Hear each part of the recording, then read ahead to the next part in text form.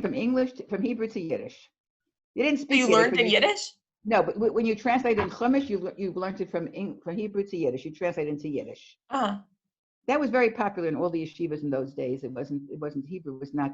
People didn't know Ivrit, that kind of Ivrit, to translate it from Chumash to Ivrit.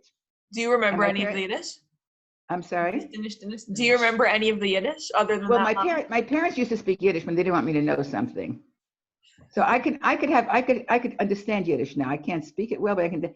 I have a famous story. My grandmother lived with us for 2 years before she passed away, and she once called, and someone called and said they wanted to speak to my grandmother, and I wanted to say that ich bin the Einikel, I'm the granddaughter. I couldn't remember how to say Einikel, so I said ich bin the Tachter's Tachter. I am the daughter's daughter.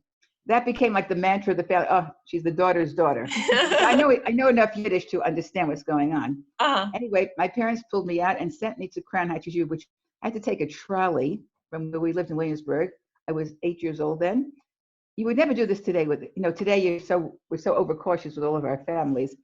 I took a trolley from Williamsburg to Crown Heights.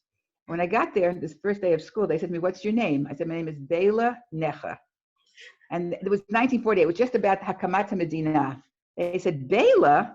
That's a silly name. You have to be, we'll call you from Bela Necha to Nechama. I came home and I said to my mother, my name is now Nechama. She said, okay. So my true name is not Nechama, it's Bela Necha. It's like everyone calls you Nechama. Now it became Nechama, right? Because it became now, you have a Medina, you have and Crown Heights Yeshiva was a very Zionistic school. Uh-huh. So they decided to make me into a Zionist, and they changed my name from Necha to Nechama. It did work. And it worked. Why am I telling you this story? We're talking about something.